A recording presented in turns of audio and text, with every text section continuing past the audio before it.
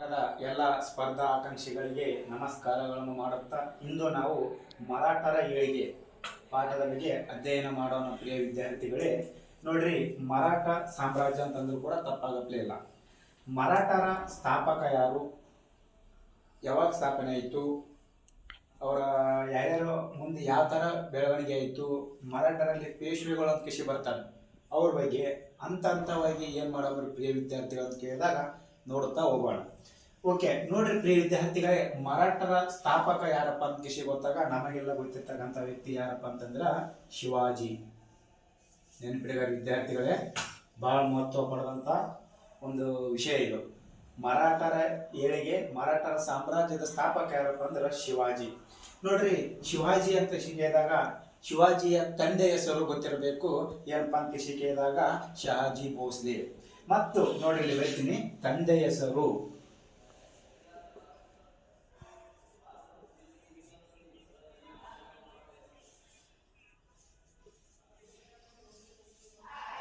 ನೋಡ್ರಿ, ನೆನಪಿಡಬೇಕು. ತಂದೆ ಹೆಸರು ಶಹಾಜಿ ಭೋಸ್ಲೆ, ತಾಯಿ ಹೆಸರು ನೆನಪಿಡಬೇಕು ಜೀಜಾಬಾಯಿ. ನೋಡ್ರಿ, ಹಾಗಾದ್ರೆ ಶಿವಾಜಿಯ ತಂದೆ ಹೆಸರು ಶಹಾಜಿ ಭೋಸ್ಲೆ, ತಾಯಿ ಹೆಸರು ಜೀಜಾಬಾಯಿ. ಹಾಗಾದ್ರೆ ಶಿವಾಜಿ ಅವರು ಎಲ್ಲಿ ಜನಿಸಿದ್ರು ಅಂತ ಕೇಳಿದಾಗ ನೆನಪಿಡಬೇಕ್ರಿ, ಮಹಾರಾಷ್ಟ್ರದ, ನೋಡ್ರಿ ಮಹಾರಾಷ್ಟ್ರ ಅಂತ ಗೊತ್ತದ, ಇಲ್ಲಿ ಅದಲ್ಲ, ನಾವೇನ್ ಅಂತೀವಲ್ಲ ಮಹಾರಾಷ್ಟ್ರ, ಕರ್ನಾಟಕದ ಉತ್ತರ ಭಾಗಕ್ಕೆ ಕಂಡು ಬರ್ತಕ್ಕಂಥ ಒಂದು ರಾಜ್ಯ ಯಾವ್ದಪ್ಪ ಅಂತ ಕೇಳಿದ್ರೆ ಅದು ಮಹಾರಾಷ್ಟ್ರ. ಆ ಮಹಾರಾಷ್ಟ್ರದ ಪುಣೆ ಹತ್ತಿರ ಯಪ್ಪ ಶಿವನೇರಿ ಎಂಬ ದುರ್ಗ. ನೆನಪಿಡಿದಾರೆ ಎಲ್ಲಪ್ಪ ಅಂತ ಕೇಳಿದಾಗ ಶಿವನೇರಿ ದುರ್ಗ. ಈ ಶಿವನೇರಿ ದುರ್ಗದಲ್ಲಿ ಶಿವಾಜಿ ಅವರು 1627ರಲ್ಲಿ ಏನಪ್ಪಾ ಅಂದ್ರೆ ಶಿವಾಜಿಯವರು ಶಿವನೇರಿ ದುರ್ಗದಲ್ಲಿ 1627ರಲ್ಲಿ ಏನ್ ಮಾಡಿದ್ರಪ್ಪ ಅಂತ ಕೇಳಿದಾಗ ಜನಿಸಿದರು. ನೆನ್ಪಿಡ್ಬೇಕ್ರಿ.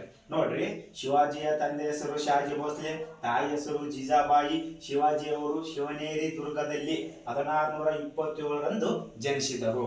ಓಕೆ, ಇಷ್ಟು ನೆನಪಿರುತ್ತ ಪ್ರಿಯ ವಿದ್ಯಾರ್ಥಿಗಳೇ. ಹಾಗಾದರೆ ಮುಂದುವರೆದು ನೋಡ್ರಿ, ಇಲ್ಲೊಂದು ಸ್ಟೋರಿ ನೆನಪಿರ್ಬೇಕು. ಏನಪ್ಪಾ ಅಂತಂದಾಗ ನಮ್ಮ ಶಿವಾಜಿಯ ತಂದೆ ಆದಂತ ಇದೆ ಈಗ ಏನಪ್ಪಾ ಶಹಾಜಿ ಭೋಸ್ಲೆ. ಈ ಶಹಾಜಿ ಭೋಸ್ಲೆ ಅವರು ನಮ್ಮ ಎಲ್ಲಿಪ್ಪ ಕಿಶಿಕೆಯಾದ ಅಹಮದ್ನಗರದ ನಿಜಾಂ ಶಾಹಿ ಮತ್ತು ಬಿಜಾಪುರದ ಆದಿಲ್ ಶಾಹಿ ಅವರ ಒಂದು ಸೈನ್ಯದಲ್ಲಿ ಏನಪ್ಪಾ ಮುಖ್ಯಸ್ಥ ಆಗಿದ್ದ.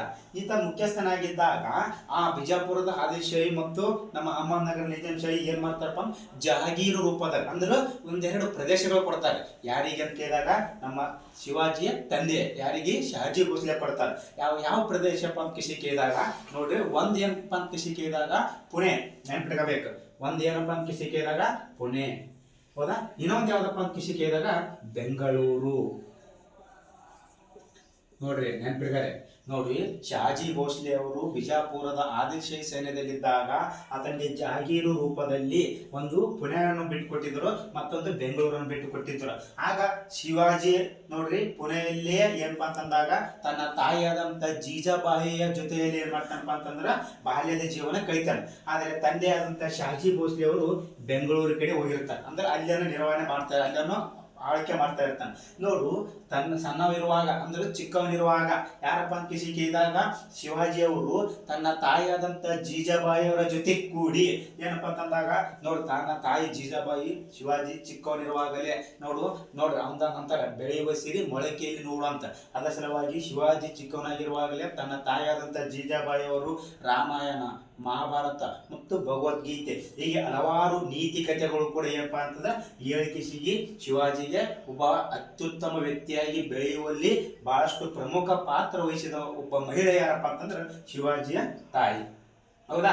ಹಾಗಾದ್ರೆ ನೋಡ್ರಿ, ಶಿವಾಜಿ ಏನ್ ಮಾಡಿದಪ್ಪ ಅಂತ ಕಿಸಿ ಕೇಳಿದಾಗ ಮುಂದೆ ಏನ್ ಮಾಡ್ತಾನಪ್ಪ ಅಂತ ಕಿಸಿ ಕೇಳಿದಾಗ ಏನಪ್ಪಾ ಶಿವಾಜಿ ಮತ್ತೆ ಯಾರಪ್ಪ ಅವರೊಬ್ಬ ಗುರು ಬರ್ತಾರೆ. ನೆನಪಿಡಬೇಕು, ಇಲ್ಲಿ ಬೇಕು ನೋಡ್ರಿ, ಯಾರಪ್ಪ ಅಂತ ಕಿಸಿ ಕೇಳಿದಾಗ ಶಿವಾಜಿಯ ಗುರು ಅಂತ ಕಿಸಿ ನೆನಪಿಡ ಬೇಕು ನೋಡ್ರಿ. ಗುರು ಯಾರಪ್ಪ ಅಂತ ಕಿಸಿ ಕೇಳಿದಾಗ ಯಾರು ದಾದಾಜಿ ಕೊಂಡದೇವ. ನೋಡ್ರಿ ಯಾರಪ್ಪ ಅಂದ್ರೆ ದಾದಾಜಿ ಕೊಂಡದೇವ. ಓಕೆ, ನೋಡ್ರಿ ಶಿವಾಜಿಯ ಗುರು ಯಾರಪ್ಪ ಅಂತ ಕೇಳಿದಾಗ ದಾದಾಜಿ ಕೊಂಡದೇವ. ಕೊಂಡದೇವ ಹೌದಾ. ಶಿವಾಜಿಯ ಗುರು ದಾದಾಜಿ ಕೊಂಡದೇವ. ಮತ್ತು ಅದು ಅಲ್ಲದೆ ಶಿವಾಜಿ ಮೇಲೆ ಇಬ್ಬರು ಏನಪ್ಪ ಪ್ರಭಾವ ಬೀರಿರ್ತಾರೆ. ಅವ್ರು ಯಾರಪ್ಪ ಅಂತ ಕೇಸಿ ಕೇಳಿದಾಗ ಸಂತ ರಾಮದಾಸ, ನೆನ್ಪಿಡಿದ್ದಾರೆ, ಸಂತ ರಾಮದಾಸ, ಸಂತ ರಾಮದಾಸ ಮತ್ತು ಯಾರಪ್ಪ ಅಂತ ಕೇಸಿ ಕೇಳಿದಾಗ ತುಕಾರಾಮ.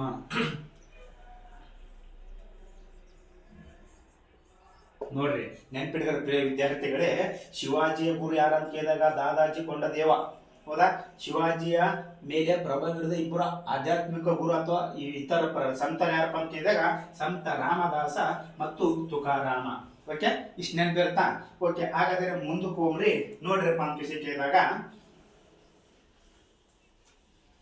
ನೋಡ್ರಿ ಶಿವಾಜಿ ಅವ್ರು ಏನ್ ಮಾಡ್ತಾರಪ್ಪ ಅಂತ ಕೇಳಿದಾಗ ನೋಡ್ರಿ ಗುಡ್ಡಗಾಡು ಪ್ರದೇಶದಲ್ಲಿ ಜನರನ್ನು ಒಂದುಗೂಡಿಸಿ, ನೋಡ್ರಿ ಗುಡ್ಡಗಾಡು ಪ್ರದೇಶದಲ್ಲಿ ಜನರನ್ನು ಒಂದುಗೂಡಿಸಿ ಏನ್ ಮಾಡ್ತಾರಪ್ಪ ಅಂತ ಕೇಳಿದಾಗ ಬಿಜಾಪುರದ ಆದಿಲ್ಶಾಹಿಯ ಸೈನ್ಯದಲ್ಲಿರ್ತಕ್ಕಂಥ ಯಾವಪ್ಪ 3-4 ಪ್ರದೇಶಕ್ಕೆ ಎತ್ಕೋತಾರೆ. ಅವು ಯಾವಪ್ಪ ಅಂತ ನೋಡ್ರಿ ಕೊಂಡಾನ,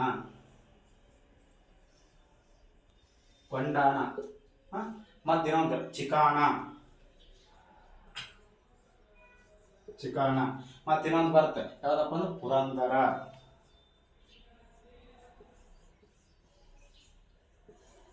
ಹೌದಾ. ಮತ್ತೊಂದು ಬರುತ್ತೆ ಯಾವ್ದಪ್ಪ ಅಂದ್ರೆ ಮತ್ತು ತೋರಣ ಕೋಟೆ ಅಥವಾ ತೋರಣಗಲ್ಲು ನಡೀತದೆ. ತೋರಣ ಕೋಟೆ. ನೋಡ್ರಿ ಇವು ಯಾಕೆ ಹೇಳ್ತಾ ಇದ್ದ ಅಂತ ಕೇಳಿದಾಗ ಶಿವಾಜಿ ಅವರು ಬಿಜಾಪುರದ ಆದಿಲ್ಶಾಹಿ ನೇತೃತ್ವದಲ್ಲಿ ಅವನ ಒಂದು ಹಿಡಿತದಲ್ಲಿರ್ತಕ್ಕಂಥ ಕೊಂಡಾನ, ಚಿಕಾಣ, ಪುರಂದರ ಮತ್ತು ತೋರಣ ಕೋಟೆ ಈ ಪ್ರದೇಶಗಳನ್ನು ನಮ್ಮ ಶಿವಾಜಿ ಏನ್ ಮಾಡ್ತಾರಪ್ಪ ಅಂದ್ರೆ ವಶಪಡಿಸ್ಕೊಂಡ್ಬಿಡ್ತಾರೆ. ಅವಾಗ ನೋಡ್ರಿ ಶಿವಾಜಿಯ ತಂದೆ ಏನ ಬಿಜಾಪುರದ ಆದಿಲ್ಶಾಹಿ ನೇತೃತ್ವದಲ್ಲಿ ಏನ್ ಮಾಡ್ತಾ ಇರ್ತಾನಪ್ಪ ಅಂದ್ರೆ ಸೈನ್ಯದ ಮುಖ್ಯಸ್ಥ ಆಗಿರ್ತಾನೆ. ಅವಾಗ ಬಿಜಾಪುರ ಆದಿಲ್ಶಾಹಿ ಏನ್ ಮಾಡ್ತಾನ ಕೇಳಿದಾಗ ನಿನ್ನ ಮಗ ಅಂದ್ರು ನಿನ್ನ ಮಗನಾದಂತ ಶಿವಾಜಿ ನನ್ನ ಪ್ರದೇಶಗಳನ್ನ ಕಬಳಿಸುತ್ತಿದ್ದಾನೆ ಅಂತ ಕಿಸಿ ಬಿಜಾಪುರದ ಆದಿಲ್ಶಾಹಿ ಏನ್ ಮಾಡ್ತಾನಪ್ಪ ಅಂದ್ರು ಶಹಾಜಿ ಭೋಸ್ಲೆ ಹೋಗಿ ಬಂಧನದಲ್ಲಿ ಇರ್ತಾನೆ. ಅವಾಗ ನಮ್ಮ ಶಿವಾಜಿ ಅವ್ರು ಏನ್ ಮಾಡ್ತಾರಪ್ಪ ಅಂತ ಕೇಳಿದಾಗ ನೋಡ್ರಿ ಶಿವಾಜಿ ಏನ್ ಮಾಡ್ತಾರ ಅಂತ ಕೇಳಿದಾಗ ತಂದೆ ಬಿಡುಗಡೆಗಾಗಿ ಹಲವಾರು 2-3 ಕೋಟಿಗಳು ಏನ್ ಮಾಡ್ತಾನ ರಿಟರ್ನ್ ಬಿಜಾಪುರ ಆದಿಲ್ಶಾಹಿ ಕೊಡ್ತಾನೆ. ಕೊಟ್ಟ ನಂತರ ತಂದೆ ಏನ್ ಮಾಡ್ತಾನೆ ಬಂಧನದಿಂದ ಮುಕ್ತ ಮಾಡಿಕೊಂಡು ಕಿಸಿ ಬರ್ತಾನೆ. ಹೌದಾ. ಇಷ್ಟು ಗೊತ್ತಿರ್ಬೇಕ. ಆಮೇಲೆ ನೋಡ್ರಿ ಮುಂದೆ ಏನಂತಪ್ಪ ಅಂತ ಕೇಳಿದಾಗ ನೋಡ್ರಿ ಶಿವಾಜಿ ಮತ್ತೇನ್ ಮಾಡ್ತಾನಪ್ಪ ಅಂತ ಕೇಳಿದಾಗ ನಮ್ಮ ಯಾರಪ್ಪ ಅಂತ ನಿಮ್ಗೆಲ್ಲ ಗೊತ್ತಿರ್ತಕ್ಕಂಥ ಬಿಜಾಪುರ ಆದಿಲ್ಶಾಹಿಗೆ ಒಂದು ಏನೋ ತಲೆ ಕೊಡ್ತಾರೆ, ಏನು ಇವ ನನಗೂ ನನ್ನ ಪ್ರದೇಶ ಕಬಳಿಸ್ತದಂತಾನೆ. ಹೌದಾ.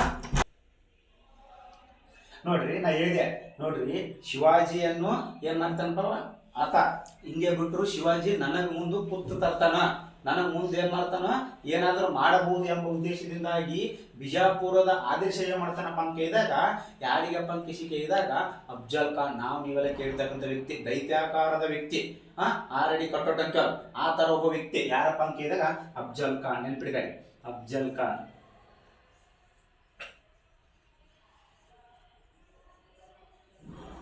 ನೋಡ್ರಿ ಬಿಜಾಪುರದ ಆದಿಲ್ಶಾಹಿ ಅಫ್ಜಲ್ ಖಾನ್ ಅನ್ನ ಏನ್ ಮಾಡ್ತಾನ 1600 ಬಿಜಾಪುರದ ಆದಿಲ್ಶಾಹಿ ಅಫ್ಜಲ್ ಖಾನ್ ಅನ್ನ ಏನ್ ಮಾಡ್ತಾನಪ್ಪ ಅಂತ ಕೇಳಿದಾಗ ಏನ್ ಮಾಡ್ತಾನ ಅಂತ ಕೇಳಿದಾಗ 1659ರಲ್ಲಿ ಏನ್ ಮಾಡ್ತಾನಪ್ಪ ಅಂತ ಏನ್ ಮಾಡ್ತಾನ ಈತನನ್ನು ಹೇಗಾದರೂ ಮಾಡಿ ನೀನು ಕೊಲೆ ಮಾಡು ಅಥವಾ ಆತನನ್ನು ಏನಾದರೂ ಮಾಡಿ ಸೋಲಿಸು ಎಂಬ ಒಂದು ಬಂಧನ ಅಂದ್ರೆ ನಿಬಂಧನೆ ಏರ್ಕಿಸಿಗೆ ಬಿಜಾಪುರದ ಆದಿಲ್ಶಾಹಿ ಏನ್ ಮಾಡ್ತಾನೆ ಕಳಿಸಿರ್ತಾನೆ.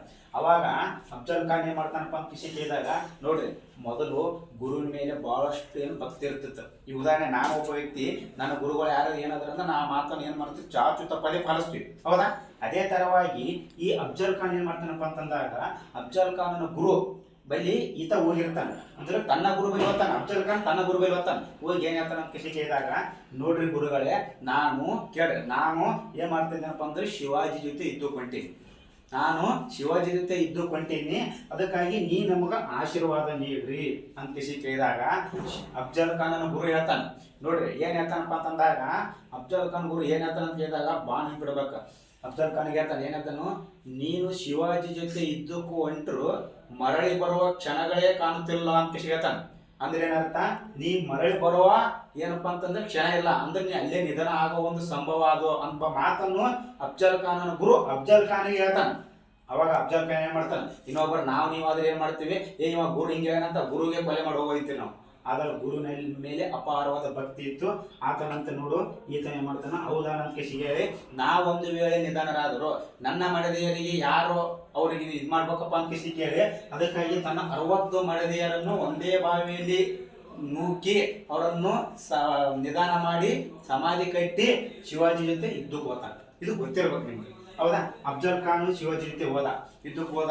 ಅಫ್ಜಲ್ ಖಾನ್ ಮತ್ತು ಶಿವಾಜಿ ಇಬ್ಬರು ಏನ ಆಪ್ತಲಿಂಗ ಆಲಿಂಗನಿಗ ತಪ್ಕೋತೀವಲ್ಲ ಆ ತರ ಮಾಡುವಾಗ ಅಫ್ಜಲ್ ಖಾನ್ ಒಂದು ಪ್ಲಾನ್ ಹಾಕೊಂಡಿರ್ತಾನೆ. ಏನು? ಶಿವಾಜಿ ಗಿಡ್ಡ ಮನುಷ್ಯ, ಹೌದಾ?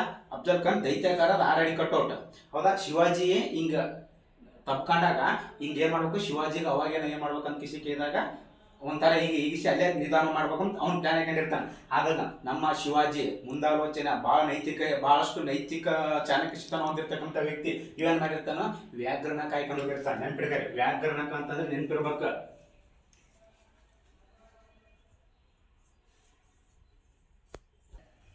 ವ್ಯಾಘ್ರನಕ ನೋಡ್ರಿ, ನಾ ಹೇಳಿದೆ ವ್ಯಾಘ್ರನಕ ಹುಲಿ, ನಕ ಅಂದ್ರೆ ಏನು? ಉಗುರು. ನಮ್ಮ ಏನು ಉಗುರ ಆತರ ವ್ಯಾಘ್ರನಕ ಅಂದ್ರೆ ಹುಲಿ ಉಗುರನ್ನು ಐಕೊಂಡು ಹೋಗಿರ್ತಾನೆ, ಅಂದ್ರು ಧರಿಸಿಕೊಂಡು ಹೋಗಿರ್ತಾನೆ. ಯಾರು? ನಮ್ಮ ಶಿವಾಜಿ. ಅವನಿಗೆ ಗೊತ್ತಿರ್ತದೆ ಏನೋ ಪ್ಲಾನ್ ಮಾಡ್ಕೊಂಡು ಬಂದಿರ್ತಾನೆ, ನಮ್ಮ ಶಿವಾಜಿ ಗೊತ್ತಿರ್ತದೆ.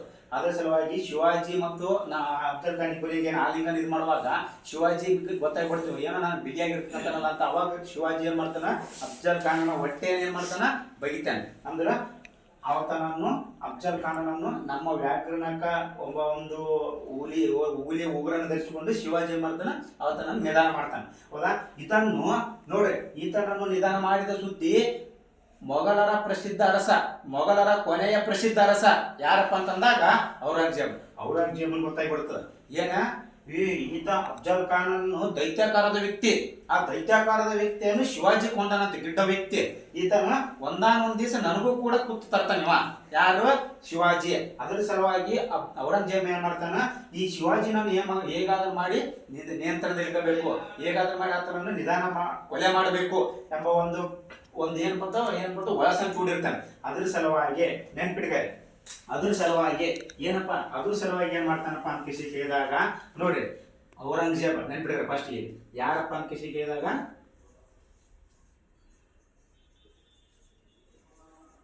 ಈ ಔರಂಗಜೇಬ ಏನ್ ಮಾಡ್ತಾನಪ್ಪ ಅಂತಂದಾಗ ಹೇಗಾದ್ರೂ ಮಾಡಿ ಶಿವಾಜಿಯನ್ನು ನಿಯಂತ್ರಣ ಇಟ್ಕೋಬೇಕು, ಇಲ್ಲಾಂದ್ರೆ ಈತ ಮುಂದೆ ಒಂದಾನೊಂದ್ ದಿವಸ ನನಗೂ ಕೂಡ ಕೂತ್ ತರ್ತಾನ ಎಂಬ ಉದ್ದೇಶದಿಂದಾಗಿ ತನ್ನ ಹಳೆಯನಾದಂತ ಔರಂಗಜೇಬನ್ ತನ್ನ ಹಳೆಯನಾದಂತ ಯಾರಪ್ಪ ಅಂತ ಕೇಳಿದಾಗ ಶಾಯಿಸ್ತಾ ಖಾನ್.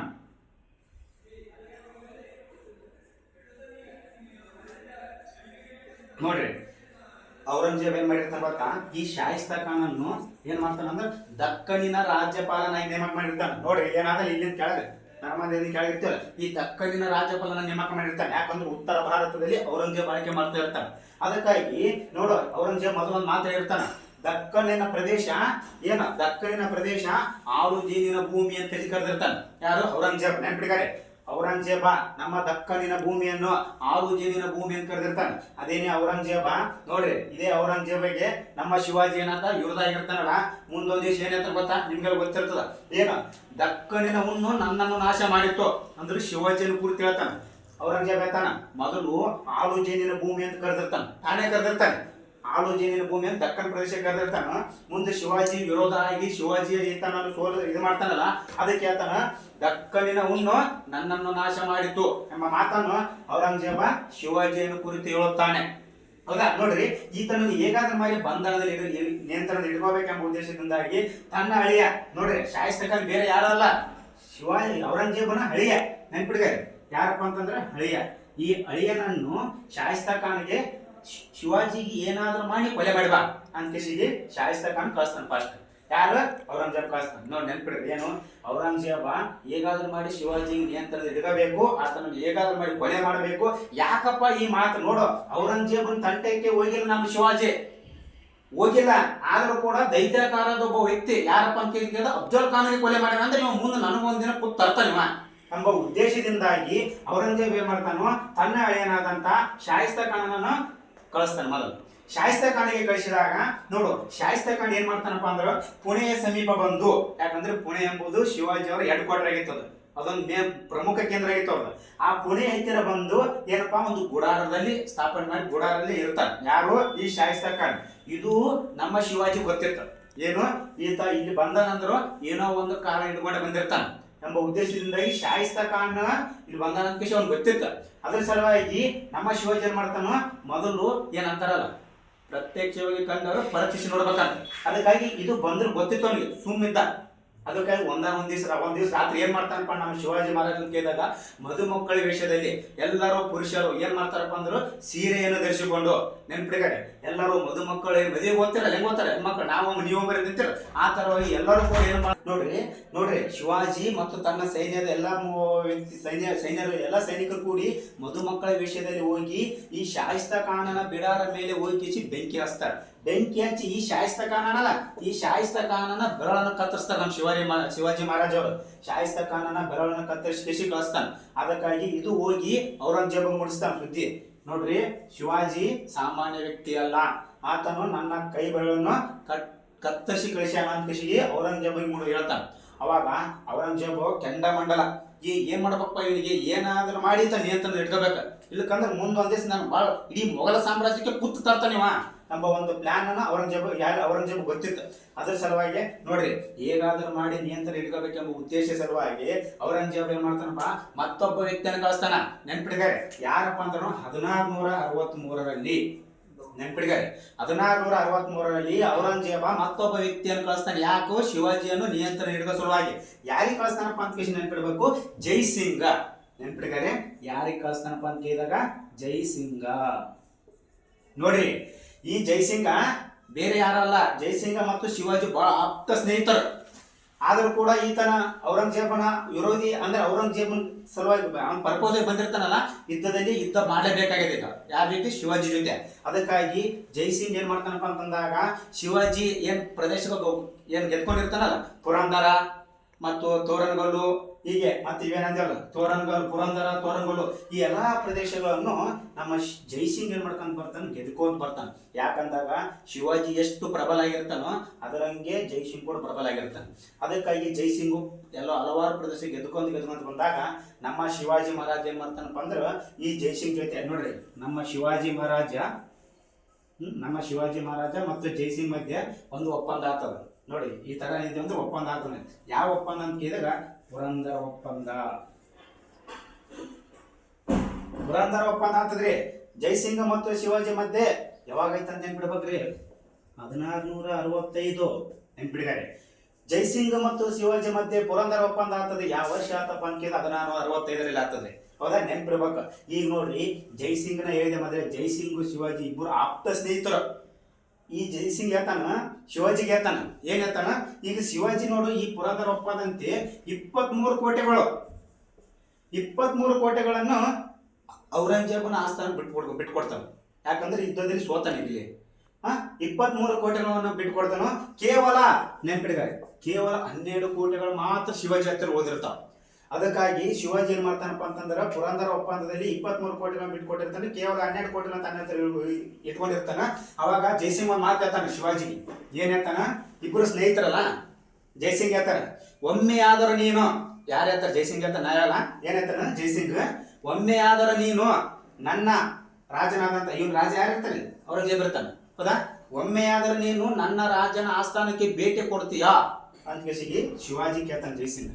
ಅವಾಗ ಜೈಸಿಂಗ್ ಶಿವಾಜಿ ಇಬ್ಬರು ಸ್ನೇಹಿತರಿರ್ತಾರಲ್ಲ ಜೈಸಿಂಗ್ ಹೇಳ್ತಾನೆ ಶಿವಾಜಿ ಹೇಳ್ತಾನೆ ಏನಂತಾನ ಓಕೆ ನಿನ್ನ ಮಾತಿನಂತೆ ನಾನು ನಿನ್ನ ಔರಂಗಜೇಬನ ಆಸ್ಥಾನ ಭೇಟಿ ಕೊಡ್ತೀನಿ, ಆದ್ರೆ ನನ್ನ ಜೀವದ ಗ್ಯಾರಂಟಿ ಯಾರು ಕೊಡ್ತಾರೆ ಅಂತ ಕೇಳಿ ಕೇಳ್ತಾರೆ.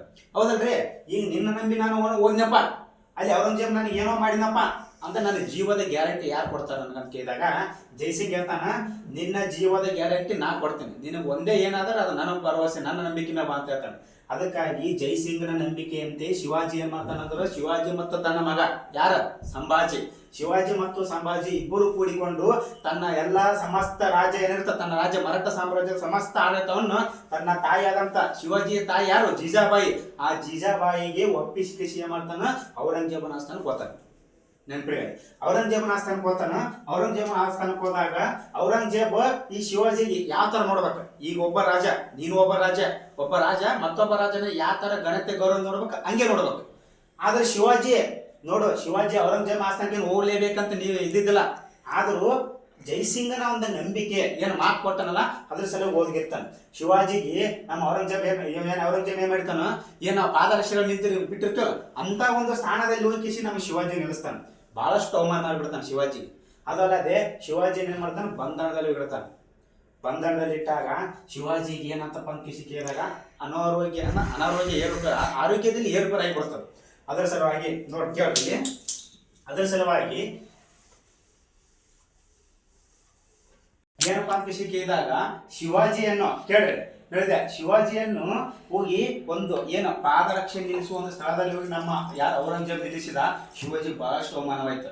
ಶಿವಾಜಿ ಪರಿಸ್ಥಿತಿ ಹೆಂಗೈತಪ್ಪ ಅಂದ್ರೆ ಸ್ವತಃ ಕೈ ಕೊಟ್ಟ ಹಗ್ಗ ಕಟ್ಸ್ಕೊಂಡಾಗ ಆಗ್ಬಿಡ್ತು. ಸುಮ್ಮನೆ ತನ್ನ ಆಸ್ಥಾನ ಅಂತ ಇರಬೇಕಾಗಿತ್ತು. ಜೈಸಿಂಗನ ಮಾತು ನಂಬಿಕೆ ಹೋದ, ಅಲ್ಲಿ ಅವನಿಗೆ ಬಹಳಷ್ಟು ಅವಮಾನ ಆಗಿಬಿಡ್ತು. ಅಲ್ಲಿ ಆ ಒಂದು ಮೂಮೆಂಟ್ಗೆ ಶಿವಾಜಿಗೆ ಏನಾಯ್ತಪ್ಪ ಅಂದ್ರೆ ಆರೋಗ್ಯದಲ್ಲಿ ಏರುಪೇರು ಆಗಿಬಿಡ್ತಾರೆ. ಆರೋಗ್ಯದಲ್ಲಿ ಏರ್ಪೇರು ಆಯ್ತಲ್ಲ, ಅವಾಗ ಔರಂಗಜೇಬ್ ಕೇಳ್ತಾನೆ ಶಿವಾಜಿಗೆ, ಏನ್ ಕೇಳ್ತಾನ, ನೀನು ನನ್ನ ಆರೋಗ್ಯದಲ್ಲಿ ಏರ್ಪೇರು ಆಗ್ಯದಲ್ಲ, ನಿನ್ನ ಸಲುವಾಗಿ ಏನ್ ಮಾಡಿ ಅಂತ ಕೇಳ್ತಾನೆ. ಯಾರು ಕೇಳ್ತಾರ? ಔರಂಗಜೇಬ್ ಕೇಳ್ತಾನೆ. ಯಾರಿಗೆ ಕೇಳ್ತಾರ? ಶಿವಾಜಿ ಮಹಾರಾಜ ಕೇಳ್ತಾನೆ. ಶಿವಾಜಿ ಮಹಾರಾಜ ಹೇಳ್ತಾನ, ನೋಡ್ರಿ ನನ್ನ ಆರೋಗ್ಯದಲ್ಲಿ ಏರ್ಪೇರು ಆಗ್ಯದ, ನನ್ನ ಸಾಮ್ರಾಜ್ಯದಲ್ಲಿ ನಾ ಏನ್ ಮಾಡ್ತೀನಪ್ಪ ಅಂತ ಕೇಳಿದಾಗ ನನ್ನ ಎಲ್ಲಾ ಸಮಸ್ತ ಸೈನಿಕರಿಗೆ ಮಿಠಾಯಿ ಅನಿಸ್ತಿದ್ದೆ, ಸಿಹಿ ತಿನಿಸುಗಳು ಅನಿಸ್ತಿದ್ದೆ ಅಂತಂದಾಗ ಹೇಳ್ತಾನೆ ಔರಂಗಜೇಬ, ಓಕೆ ನಿನ್ನ ಮಾತನ್ನ ನಾನು ನೆರವೇರಿಸಿ ಕೊಡ್ತೀನಿ ಎಂಬ ಮಾತಿನಂತೆ ಔರಂಗಜೇಬ್ ಏನ್ ಮಾಡ್ತಾನಂದ್ರ ತನ್ನ ಸಾಮ್ರಾಜ್ಯದಿಂದಲೇ ಛತ್ರಪತಿ ಶಿವಾಜಿ ಮಹಾರಾಜರ ಆಸ್ಥಾನಕ್ಕೆ ಮಿಠಾಯಿ ಸಿಹಿ ತಿನಿಸುಗಳು ಓದ್ತಿರ್ತಾವ. ನೋಡ್ರಿ ಈ ಮಿಠಾಯಿಗಳೇನು ಓದ್ತಿರ್ತಾವಲ್ಲ ಹೋಗುವಾಗ ಫಸ್ಟಿಗೆ ನೋಡ್ರಿ ನಮ್ಮ ಸರ್ಕಾರ ಆಗಿರ್ಬೋದು ಯಾವ್ದಾಗಿರ್ಬೋದು, ಫಸ್ಟ್ ಒಂದ್ ಏನೋ ಕಾನೂನು ಜಾರಿ ತಂದಲ್ಲ ಭಾರಿ ತಪಾಸಣೆ ಮಾಡ್ತಾರ, ಭಾರಿ ತನಿಖೆ ಮಾಡ್ತಾರ. ಆಮೇಲೆ ಹೋಗ್ತಾ ಆಯ್ತು ಬಿಡಿ ಅದ್ರಾಗ ಏನಂತಾರಲ್ಲ ಆ ತರವಾಗಿ ಫಸ್ಟಿಗೆ ಮಿಠಾಯಿಗಳು ನೋಡ್ರಿ ಒಳಗೆ ಏನೋ ಮಿಠಾಯಿನೇನೋ ಬೇರೆ ಯಾವ ಅಂತ ಕಿಶಿ ಬಹಳಷ್ಟು ತನಿಖೆ ತಪಾಸಣೆ ಮಾಡ್ತಿದ್ರು. ಮುಂದಂಗೆ ಟೈಮ್ ಸಮಯ ಕಳ್ದಂಗೆ ಏನೈತಪ್ಪ ಅಂತ ಕಿಶಿ ಕೇಳಿದಾಗ ಈ ಮಿಠಾಯಿಗಳು ನೋಡ್ತಾ ಇದ್ದಲ್ಲ ಒಳಗೆ ಏನೋ ಅಂತ ನೋಡ್ತಿದ್ದಿಲ್ಲ. ಅವಾಗ ಶಿವಾಜಿ ಮಹಾರಾಜ ಮತ್ತು ಅವರ ಮಗನಂತ ಸಂಭಾಜಿ ಅವರು ಇಬ್ಬರು ಕೂಡ ಪ್ಲಾನ್ ಮಾಡ್ತಾರ, ತಪಾಸಣೆ ಅಂತ ಮೊದಲಾಗ್ಯಾರ, ನಾವೇನ್ ಮಾಡಮ್ಮ, ನಾವೊಂದು ಪುಟ್ಟ ಕೊಡ್ತೇನೆ ನೀವೊಂದು ಪುಟ್ಟ ಕೊಡು ಅಂತ ಕೇಸಿಗೆ ಆ ಪುಟ್ಟ ಕುಂತ ಕೇಸಿಗೆ ಶಿವಾಜಿ ಮಹಾರಾಜ್ ಅವರು ಔರಂಗಜೇಬನ ಆಸ್ಥಾನದಿಂದ ಹೊರಗಡೆ ಬಂದ್ಬಿಡ್ತಾರೆ. ನೋಡ್ರಿ ಔರಂಗಜೇಬನ ಆಸ್ಥಾನದಿಂದ ಹೊರಗಡೆ ಬರ್ತಾನೆ ಶಿವಾಜಿ ಮಹಾರಾಜ್ ಅವರು. ಹೊರಗಡೆ ಬಂದ್ಗಳೇ ನೋಡ್ರಿ, ಬಂದ ತಕ್ಷಣನೇ ಬಂದ ಕೇಸಿಗೆ ಏನ್ ಮಾಡ್ತಾನೆ ಗೊತ್ತಾನ, ನಿಮಗೆಲ್ಲ ಗೊತ್ತಿರ್ತಕ್ಕಂಥ ಒಂದು ಪ್ಲೇಸ್ ಅದು ಯಾವ್ದಪ್ಪ ಅಂತ ಕೇಳಿದಾಗ ಸೂರತ್. ಮರಾಠರಿಗೆ ಬಹಳಷ್ಟು ಸಂಪತ್ತು ಕೊಡ್ತಕ್ಕಂಥ ಫಲವತ್ತಾದ ಒಂದು ಪ್ರದೇಶ ಯಾವುದು ಈ ಸೂರತ್. ಈ ಸೂರತ್ ಅನ್ನು ಬಂದ್ ಕೊಳ್ಳೆ ಹೊಡಿತಾನೆ, ಬಂದು ಗೆದ್ಕೋತಾನೆ. ಯಾರು? ನಮ್ಮ ಶಿವಾಜಿ ಮಹಾರಾಜ. ಸೂರತ್ ಗೆದ್ಕೊಂಡ ಮ್ಯಾಗ ಔರಂಗಜೇಬನ್ ಅಲ್ಲಿ ಎಚ್ಚರಿಕೆ ಆಗ್ಯದ, ಏನ ಶಿವಾಜಿ ಇಲ್ಲಿ ನೋಡ್ರ ಅಂತ ಹೇಳಕಂತ ತನ್ನ ಸಾಮ್ರಾಜ್ಯದಾಗ ಶಿವಾಜಿ ಇಲ್ಲಿ ಬಂದ್ ಕಸಿ ಸಂಪತ್ ಯಾವ ಸೂರತ್ ಅನ್ನ ಕೊಳೆ ಹೊಡೆದಾನ. ಅವಾಗ ಅಂತಾನೆ ಶಿವಾಜಿ ಆತ ಯಾರು ಔರಂಗಜೇಬ್ ಆಯ್ತಾನ, ಶಿವಾಜಿಯ ಒಂದು ವಿಷಯದಲ್ಲಿ ಕ್ಷಣ ಮಾತ್ರ ಎಚ್ಚರ ತಪ್ಪಿದೆ ನನ್ನಿಂದ ಪಾರಾದ್ನಪ್ಪ ಎಂಬ ಮಾತನ್ನು ಔರಂಗಜೇಬ ಶಿವಾಜಿಯನ್ನು ಕುರಿತು ಹೇಳ್ತಾನೆ. ಮತ್ತು ಅರಳತೆ ಇದೆ, ದಕ್ಕನಿನ ಉಣ್ಣು ನನ್ನನ್ನು ನಾಶ ಮಾಡಿತ್ತು ಎಂಬ ಮಾತನ್ನು ಕೂಡ ಶಿವಾಜಿಯನ್ನು ಕುರಿತು ಔರಂಗಜೇಬ್ ಹೇಳ್ತಾನೆ. ನೋಡ್ರಿ ಬಂದ ಮರಾಠರ ಸಂಪತ್ತು ಭರಿತವಾದಂತ ಒಂದು ಸೂರತ್ತನ್ನು ಕೊಳೆ ಹೊಡೆದ ನಂತರ ನೋಡ್ರಿ ಮುಂದೆ ಏನ್ ಮಾಡ್ತಾನಪ್ಪ ಅಂತ ಕೇಳಿದಾಗ ಹಲವಾರು ಪ್ರದೇಶಗಳೇನ ನಾ ಹೇಳಿದೆ 1665 ಪುರಂದರ ಒಪ್ಪಂದ ಇರ್ತದ ಜೈಸಿಂಗ್ ಮತ್ತು ಶಿವಾಜಿ ನಡಬರ್ಕ 23 ಕೋಟೆಗಳನ್ನು ಬಿಟ್ಟುಕೊಟ್ಟಂತ ಏನ ನೆನಪದ. 23 ಕೋಟೆಗಳು ಬಿಟ್ಕೊಟ್ಟಿನಲ್ಲ ಅವನಿಗೆಲ್ಲ ಸೇಡಿತ್ತ. ಆ ಪ್ರದೇಶಗಳನ್ನು ಎಲ್ಲಾ ಪ್ರದೇಶಗಳನ್ನು ವಶಪಡಿಸಿಕೊಂಡ್ಬಿಡ್ತಾನೆ. ಯಾರು? ನಮ್ಮ ಶಿವಾಜಿ ಮಹಾರಾಜ ವಶಪಡಿಸಿಕೊಂಡ. ನೋಡ ಹಲವಾರು ಪ್ರದೇಶಗಳನ್ನು ವಶಪಡಿಸಿಕೊಂಡ, ಕಳೆದು ಹೋದ ಪ್ರದೇಶವನ್ನು ಮತ್ತೆ ವಶಪಡಿಸಿಕೊಂಡು ಮತ್ತ ಒಂದು ಸಾಮ್ರಾಜ್ಯವನ್ನು ಮತ್ತೆ ಬಲಿಷ್ಠವಾಗಿ ಕಟ್ಟಿಬಿಟ್ಟ. ಅವಾಗ ಕಟ್ಟಿದ ನಂತರ ನೋಡ್ರಿ ಭಾರತದ ಇತಿಹಾಸದಲ್ಲಿ ಅಧ್ಯಯನ ಮಾಡುವಾಗ ಎಲ್ಲಾ ರಾಜರು, ಅಶೋಕ್ ಆಗಿರ್ಬೋದು, ಚಂದ್ರಗುಪ್ತ ಮೌರ್ಯ ಆಗಿರ್ಬೋದು, ಸಮುದ್ರಗುಪ್ತ ಆಗಿರ್ಬೋದು, ಹೀಗೆ ಹಲವಾರು ರಾಜರು ಮೊದಲು ಏನ್ ಮಾಡ್ತಾರ, ಪಟ್ಟಾಭಿಷೇಕ ಆಗಿರ್ತಾರೆ. ಮೊದಲು ಪಟ್ಟಾಭಿಷೇಕ ಆದ ನಂತರ ರಾಜ್ಯಭಾರವನ್ನು ಮಾಡ್ತಾರೆ. ಆದ್ರೆ ನಮ್ಮ ಶಿವಾಜಿ ಮಹಾರಾಜ್ ಹಂಗಿಲ್ಲ, ಮೊದಲು ಎಲ್ಲಾ ಪ್ರದೇಶಗಳನ್ನು ಒಂದುಗೂಡಿಸಿ ಸಾಮ್ರಾಜ್ಯ ಕಟ್ಟಿ ಎಲ್ಲಾ ಕಟ್ಟಿ ಪ್ರಸಿದ್ಧಿ ಆದ ನಂತರ ಏನಪ್ಪಾ ಅಂತ ಕೇಳಿದಾಗ 1674ರಲ್ಲಿ ನೆನ್ಪಿಡ್ತಾರೆ 1674ರಲ್ಲಿ ನಮ್ಮ ಶಿವಾಜಿ ಮಹಾರಾಜರವರು ಎಲ್ಲಿ ಪಂಕೇಶಿ ಕೇಳಿದಾಗ ಯಾವ್ದು ನಮ್ಮ ಏನಂತಿಲ್ಲ ಮಹಾರಾಷ್ಟ್ರದ ರಾಯಗಢ ನೆನ್ಪಿಡಿಗ ಪ್ಲೇಸ ಯಾವ್ದ ಪಂಕೇಶಿ ಕೇಳಿದಾಗ ರಾಯಗಢ. ನೋಡ್ರಿ 1674ರಲ್ಲಿ ರಾಯಗಢ ಎಂಬ ಸ್ಥಳದಲ್ಲಿ ಶಿವಾಜಿ ಮಹಾರಾಜ ಅವರು ಅಧಿಕಾರಕ್ಕೆ ಪಟ್ಟಾಭಿಷೇಕ ಮಾಡಿಕೊಂಡ್ರು. ಅಂದ್ರೆ ಅವಾಗೆ ಒಂದು ಬಿರುದು ಬರ್ತದ, ವೆರಿ ವೆರಿ ಇಂಪಾರ್ಟೆಂಟ್. ಅದು ಏನಪ್ಪಾ ಅಂತ ಕೇಳಿದಾಗ ಛತ್ರಪತಿ. ನೋಡ್ರಿ 1674ರಲ್ಲಿ ರಾಯಗಢ ಎಂಬ ಸ್ಥಳದಲ್ಲಿ ಶಿವಾಜಿ ಮಹಾರಾಜ್ ಅವರು ಪಟ್ಟಾಭಿಷೇಕವಾಗ್ತದ.